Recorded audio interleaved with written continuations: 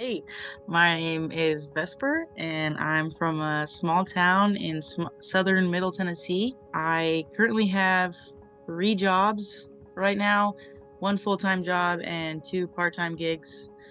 For the full-time job, I'm a special education assistant in a high school, and I also, for one of my part-time jobs, I'm a live trivia host. And I also love theater, and I've had the awesome opportunity to dedicate some of my time to volunteering with the high school that I work at, with the drama club there as the costume coordinator, and which is hard work, but it's really rewarding being able to see it come alive on stage when it's all said and done.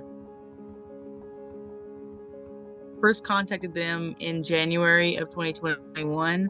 It was 2020. To say the least, life was very confusing.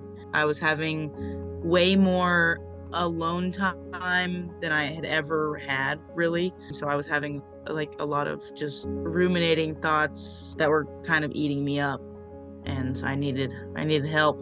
But the major reason I decided to find a therapist was due to me having a lot of questions attached to my gender or lack thereof, really, and as well as a few other things.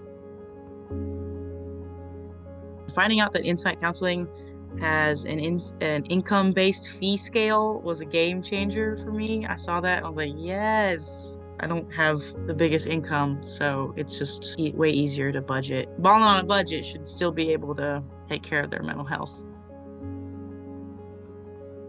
I appreciate that my counselor seems to be happy to see me, that there's like never really a dull moment with us. I've been seeing Amanda for over 3 years. Something new happens.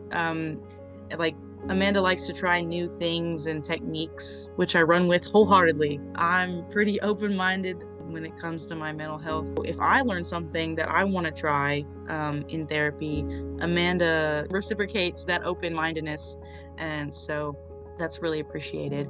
We've been doing like a brief meditation session, which has been really awesome. We've built such a good trust between us. This last session I had with her, I was like in tears just about some really heavy stuff. And she just seamlessly started leading me in a meditation. And while I was sobbing, and I was just like, okay, I'm going with this. I'm going with it. And it was so beautiful. I appreciate the homework she gives me. She knows I like to be artsy, and so she uses that as a way to encourage me to process big feelings and life events. The list could go on and on. I have only ever had telehealth experiences with Insight Counseling, and I appreciate it. I get to stay in the comfort of my room or car if needed, not have to get used to a new environment. But I have always appreciated being able to just like sit on my bed or sit on my floor and just talk.